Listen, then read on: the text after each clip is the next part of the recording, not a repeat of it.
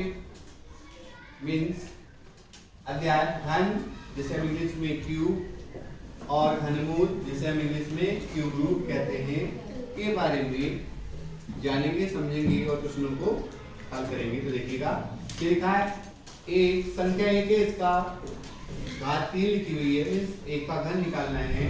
हम क्या करेंगे, 1 गुणा 1 गुणा 1 कितनी बार लिखेंगे, 3 बार। क्यों लिखाओगे 3 बार, क्योंकि 1 की घात 3 थी, तो अभी क्या प्राप्त हुआ 1। इसी तरह से 2 की घात 3 मीन्स 2 गुणा 2 गुणा 2, 3 बार गुणा किया, 2 दूनी 4, 4 दूनी 8, तो 2 का घन क्या प्राप्त हुआ 8। इसी तरह से 3 की घात 3 मीन्स 3 गुणा 3 गुणा 3, 3 किया 9, 9 किया 27, तीनों को आपस में बड़ा करने पे हमें प्राप्त हुआ 27। इस तरह से 4 की घात 3 मीन्स 4 गुणा 4 गुणा 4 मीन्स 4 चौके 16 चौके 64, मतलब 4 की घात 3 हमें 64 प्राप्त हुई।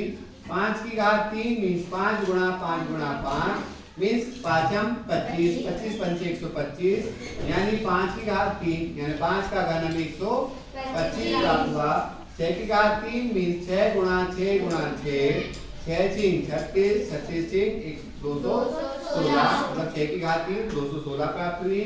7 की घात 3 मीन्स 7 गुणा 7 गुणा 7, 7 सत्ते 49, 49 सत्ते 343, यानी 7 की घात 3 मतलब 7 का घन कितना प्राप्त हुआ 343। 8 की घात 3 मीन्स 8 गुणा 8 गुणा 8, 8 8 64, 64 अट्ठे 512, मतलब 8 की घात 3 512 प्राप्त हुई। 9 की घात 3 9 गुणा 9 गुणा 9 मीन्स 9 की घात 3 9 किया 27, 27 किया 9 81, 81 किया 729, मतलब 9 की घात 3 मतलब 9 का घन 729 प्राप्त हुआ। इस तरह से 10 की घात 3 मीन्स 10 गुणा 10 गुणा 10, 10 दाम 100, 100 दाम 1000, इस तरह से 10 की घात 3 मतलब 10 का घन हमें 1000 प्राप्त हुआ। इन घनों से इसी तरह से हम अनंत तक की संख्याओं के घन ज्ञात कर सकते हैं।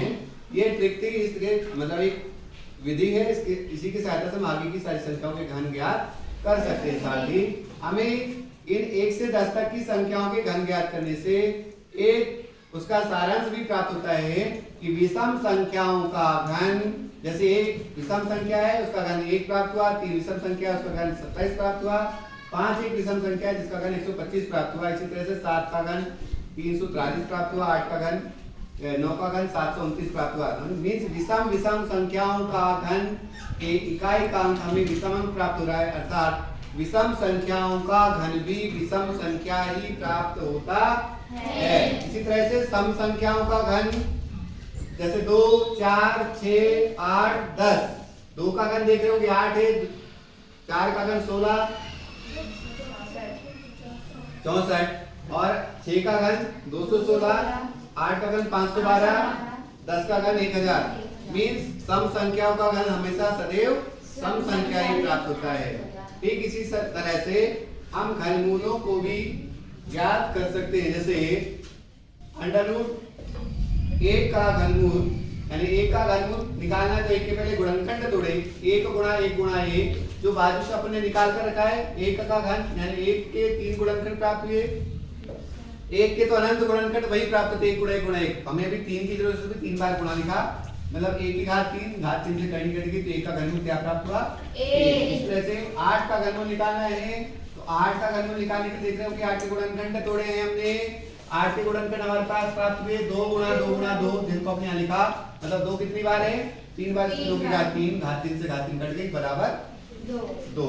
इस तरह से अंडर रूट 27 खंडी 27, 27 के हमको क्या निकालना है गुणनखंड, तो क्या प्राप्त हुए 3 गुणा 3 गुणा 3 जो हमने बाजू में निकाल कर रखा हुआ है। 27 गुणनखंड तोड़ा हमने, 3 का भाग दिया 27 में 9 बार गया, विषम संख्या से फिर से 3 का दिया 3 बार गया, फिर से 3 का दिया तो 1 बार गया। इस तरह से क्या प्राप्त हुआ 27 गुणनखंड 3 गुणा 3 गुणा 3 में 30 की घात 3 घात 3 से करनी कटी तो कितना प्राप्त हुआ 3। इसी तरह से 4 का गुणनखंड 64 का गुणनखंड निकालना है, 64 के गुणनखंड हमारे पास क्या प्राप्त हुई है 4 गुणा 4 गुणा 4 कितनी बार 3 बार, मतलब 4 की घात 3 घात 3 से करनी कटी तो कितना प्राप्त हुआ 4। इसी तरह से यहाँ पे देख रहे होंगे 125 125 के गुणनखंड 5 गुणा 5 गुणा 5 3 बार आए हैं, 5 की घात 3 घात 3 से कटी कटी कितना प्राप्त हुआ 5। 216 के गुणनखंड तोड़े तो 6 गुणा 6 कितनी बार प्राप्त हुए 3 बार, मतलब 6 की घात 3 से कटी कटी कितना बचा 6।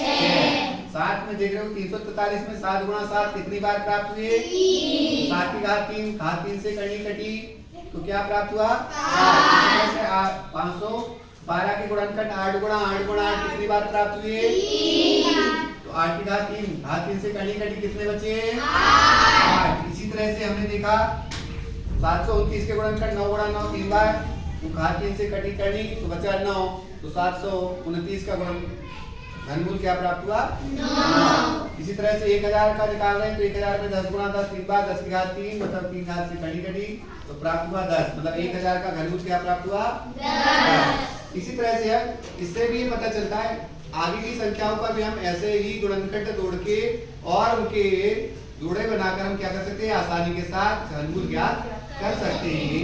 लेकिन इतने गुणनखंड यानी संख्याओं के घनमूल निकालने के पश्चात हमें इस बात का पता चल जाता है कि किसी भी सम संख्याओं का घनमूल सदैव सम संख्या ही प्राप्त होता है और विषम संख्याओं का घनमूल भी सदैव विषम संख्या ही प्राप्त होता है। इसी तरह से हम किसी भी संख्याओं का घन और घनमूल आसानी के साथ ज्ञात कर सकते हैं। Thank you.